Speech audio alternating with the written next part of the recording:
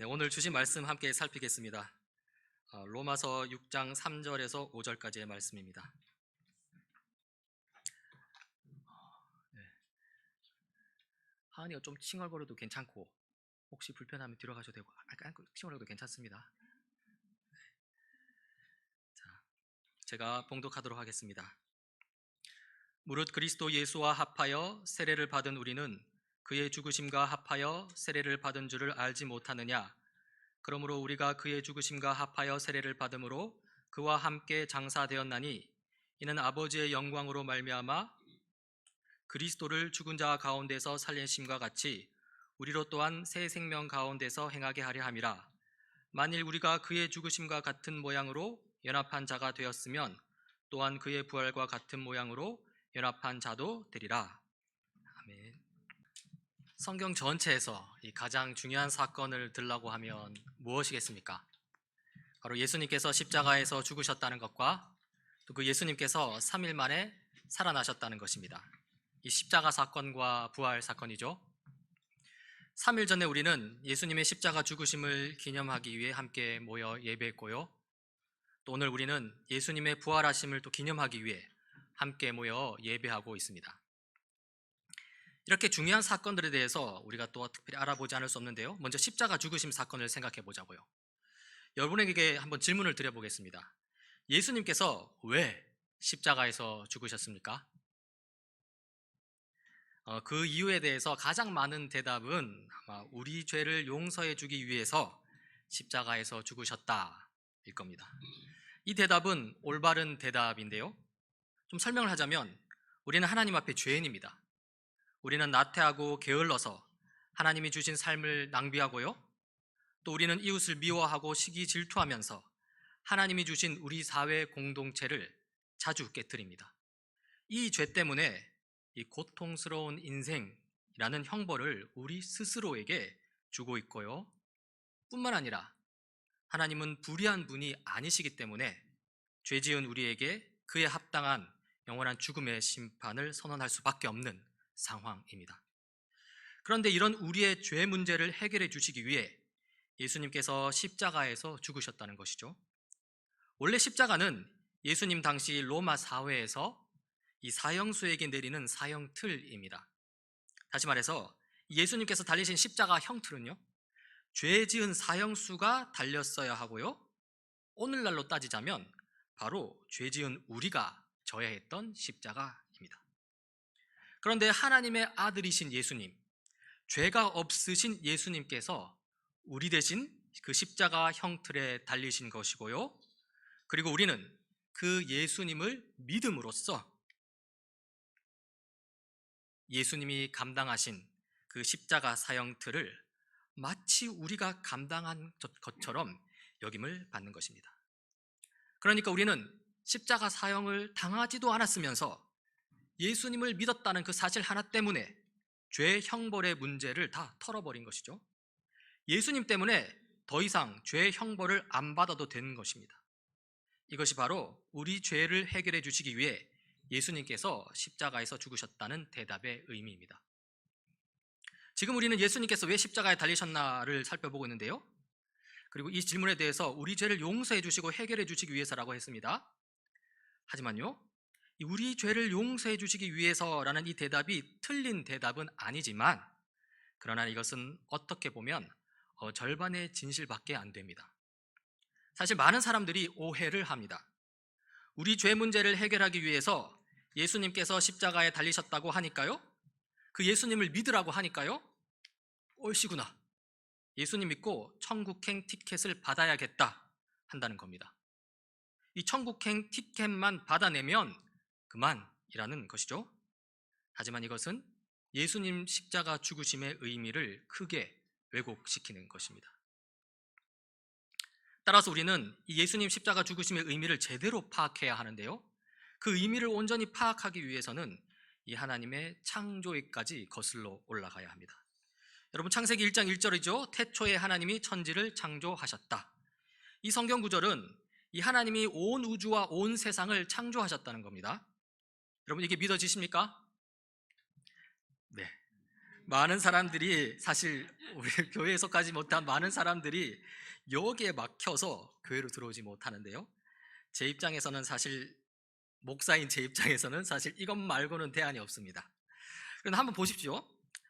그래도 한번 설명을 해봅시다. 일단 우리가 사는 이 세상, 해와 달, 이 별들, 이것들은 분명히 존재합니다. 그렇죠? 그러면 이것들이 어떻게 존재하게 되었을까요? 이 창조주 하나님을 믿지 않으면요, 저것들이 저절로 생겨났다고 해야 합니다.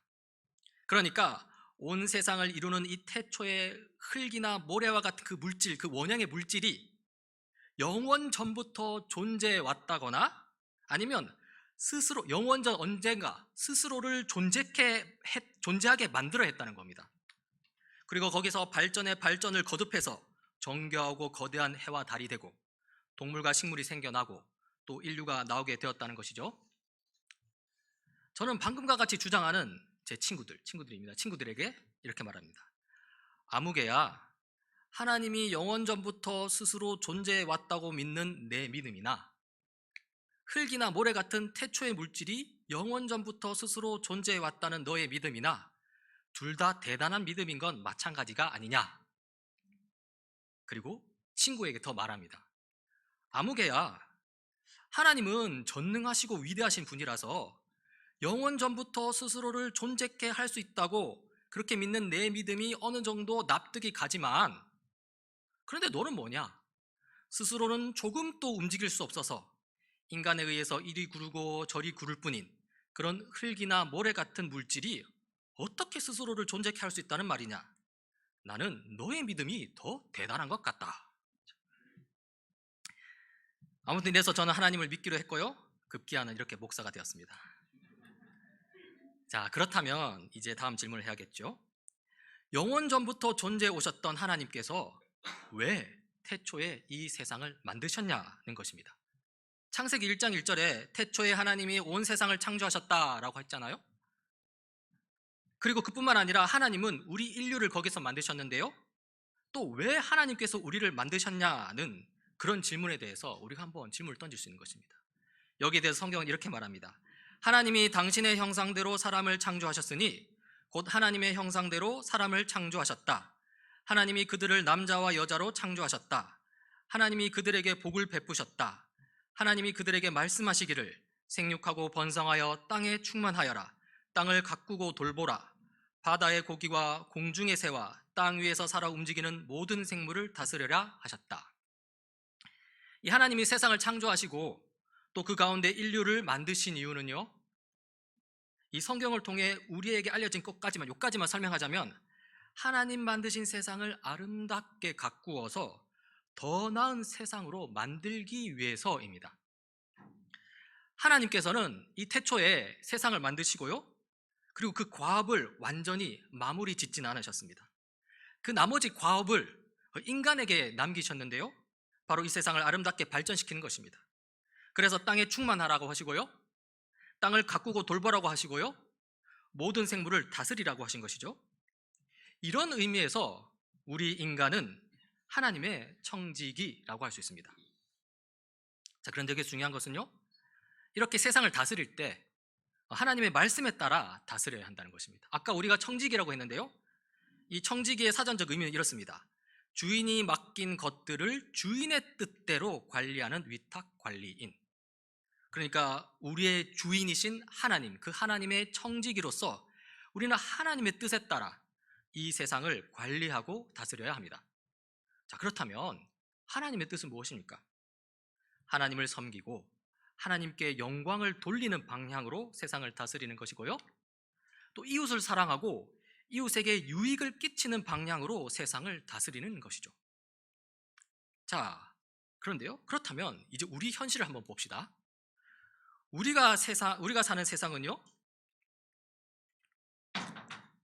이웃을 사랑하고 이웃에게 유익을 끼치는 방향으로 나가고 있습니까? 그리하여 하나님을 섬기고 하나님께 영광을 돌리는 방향으로 나아가고 있습니까? 부분적으로는 그러한 방향으로 나아가고 있는 듯합니다. 과학적 발전이나 그런 것들을 보면요. 하지만요, 너무 많은 부분에서 그렇지 못합니다. 심각하게 타락했고요, 뉴스를 보면 끔찍한 일투성입니다.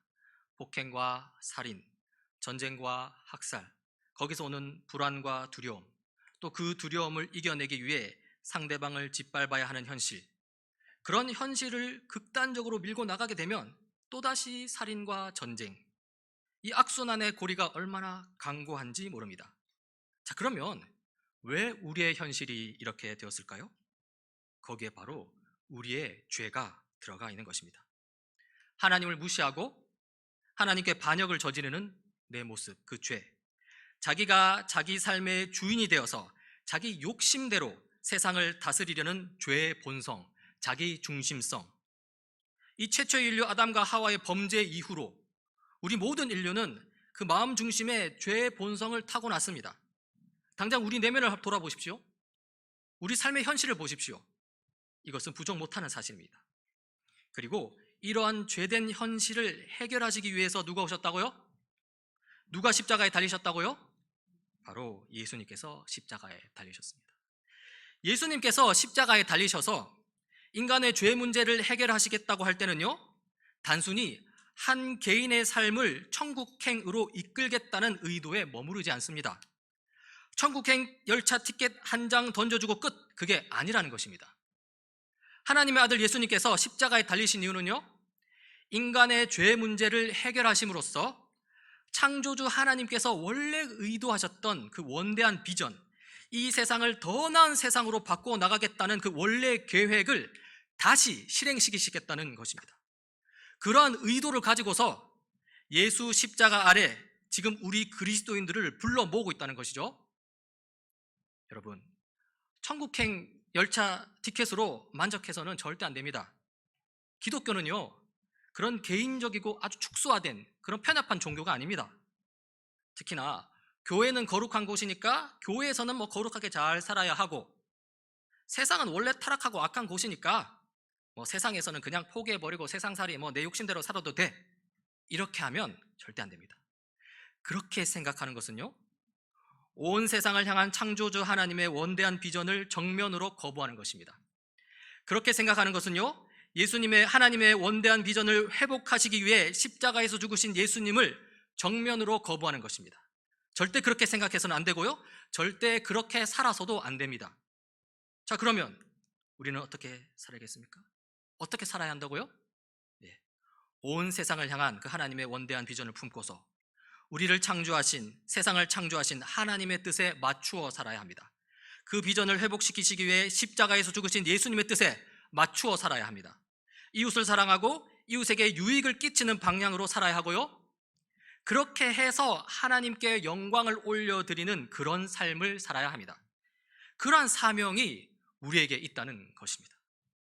그리고요, 여기에서 또 우리는 십자가에서 죽으신 예수님 부활의 의미를 발견하게 됩니다.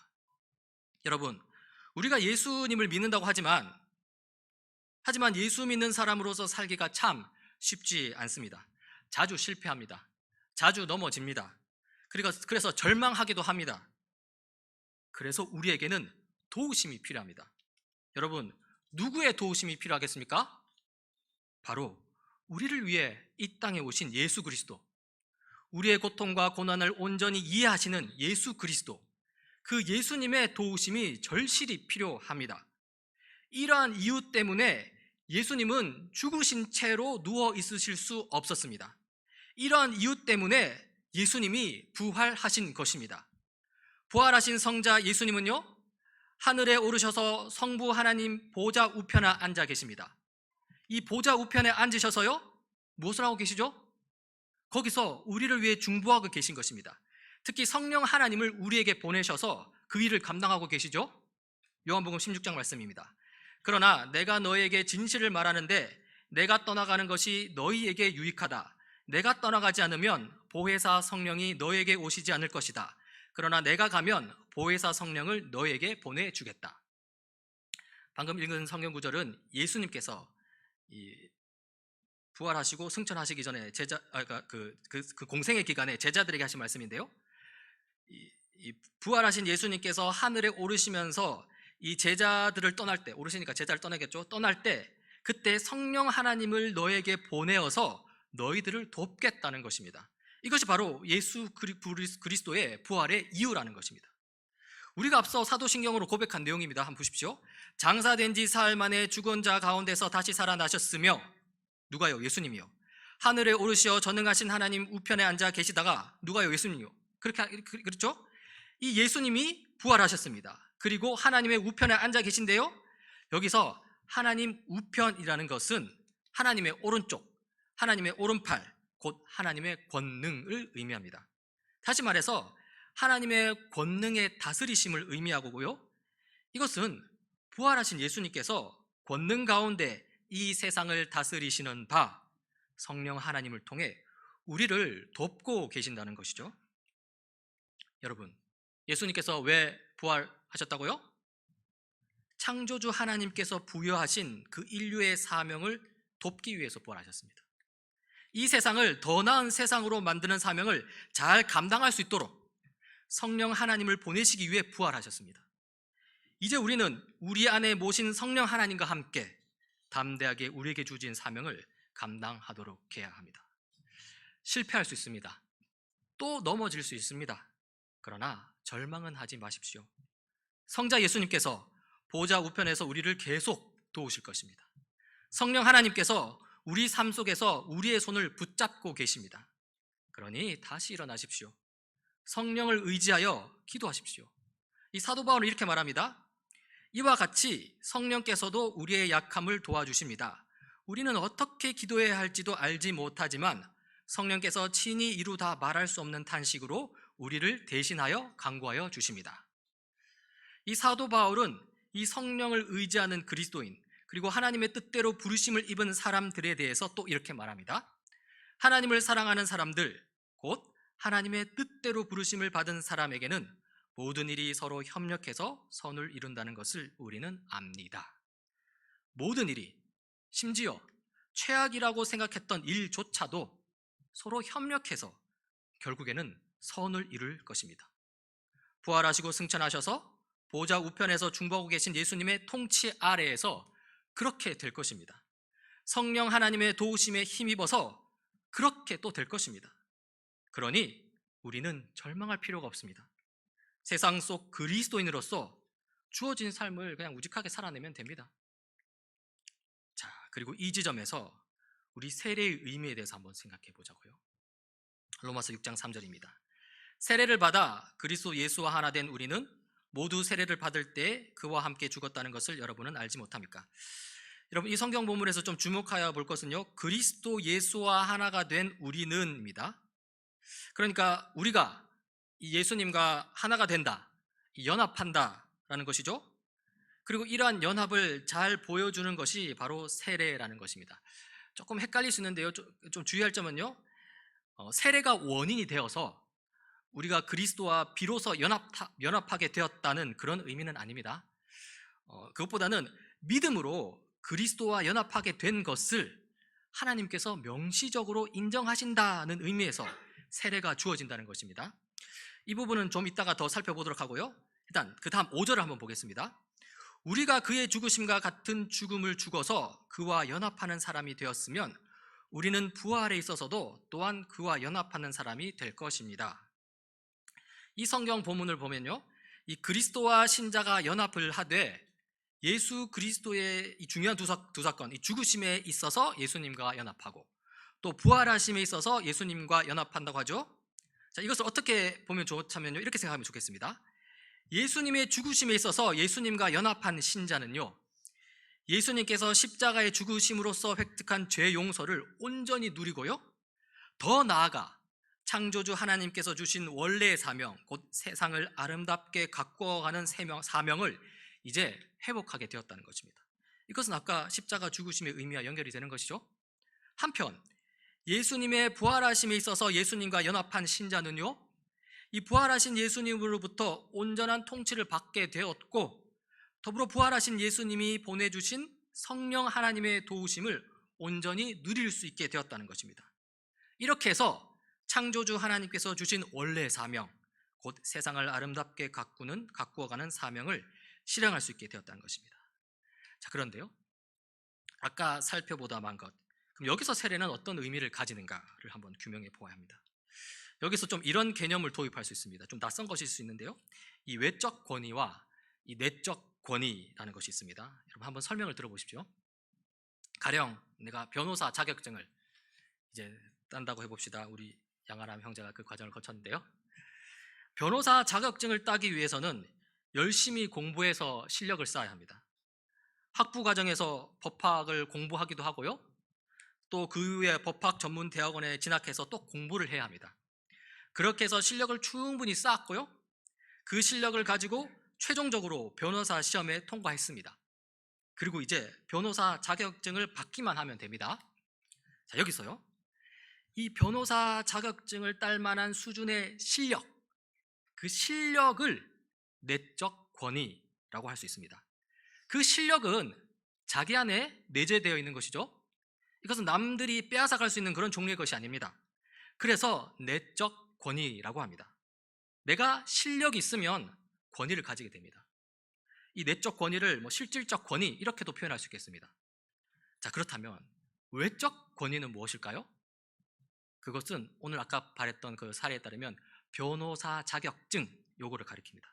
누가 변호사 자격증을 주죠? 내가 내 존재 스스로에게 줍니까? 아니죠. 내 존재 바깥에 있는 법무부 장관이 주겠죠?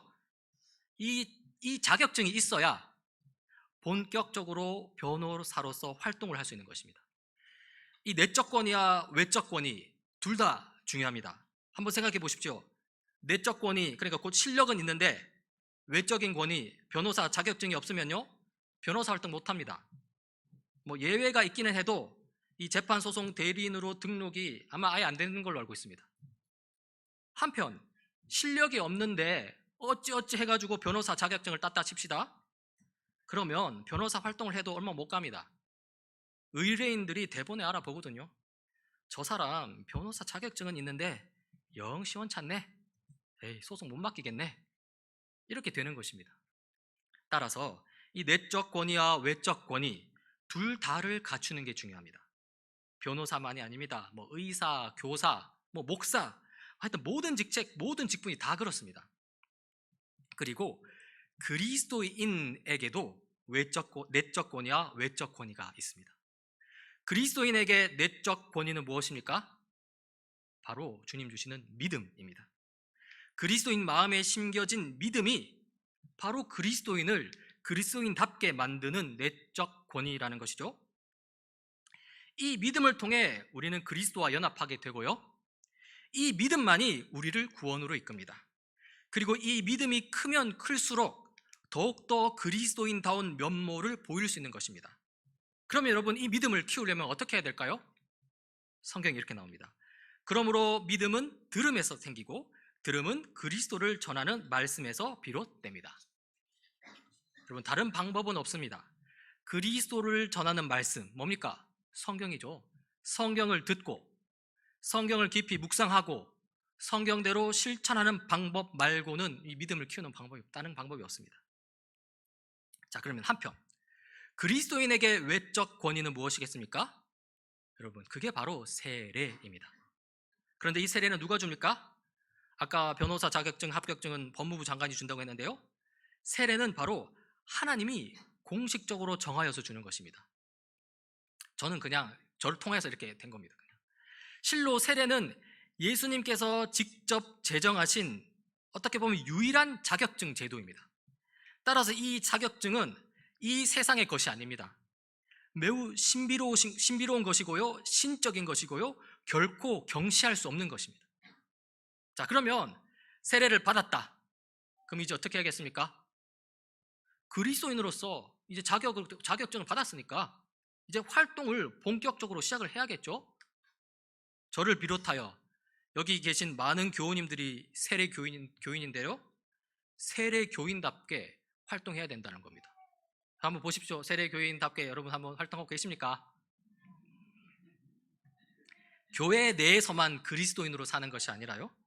하나님의 창조 의도에 따라서 하나님이 창조하신 온 세상, 우리 삶의 모든 자리에서 그리스도인답게 살도록 해야 합니다. 십자가에서 죽으시고 3일 만에 부활하시고 승천하셔서 하나님 보좌 우편에 앉아 계신 예수님께서 지금 우리를 위해 통치하고 계십니다. 성령 하나님께서 지금 우리와 함께 하십니다. 그 주님과 함께 세례 교인으로서 그 자격을 감당해 나가야 되는 것이죠. 이제 설교를 마무리하겠습니다. 오늘 학습 서양을 한 우리 김보미 교우님, 양아름 교우님, 이제 학습 서약을 했으니 이제 세례 교육 과정까지 끝까지 힘내주시길 바랍니다. 그리고 우리 세례를 받은 이영철 교우님, 성옥경 교우님 축하드립니다. 이제 우리 함께 본격적으로 그리스도인답게 한번 살아가 봅시다. 그리고 예수님의 진짜 다이아몬드 수조를 물고 태어난 하은이는 어디 있습니까? 네, 저 뒤에 있습니다. 네. 하은아 축하한다. 네. 그리고 마지막으로 아직 세례를 받지 않은 교우님들은 어서 세례 신청하시기 바랍니다. 네, 우리 같이 기도하시겠습니다. 우리를 위해 십자가에서 죽으신 주님, 우리를 위해 3일 만에 부활하신 주님, 그 주님을 기념하면서 감사와 찬양을 올려드립니다. 세상을 위해 십자가에서 죽으신 주님, 또 세상을 위해 3일 만에 부활하신 주님, 주님의 크신 뜻을 따라 세상 속 그리스도인답게 살기를 원합니다. 우리와 세상을 다스리시고 통치하옵소서. 죽으시고 부활하신 예수님 이름으로 기도드립니다. 아멘.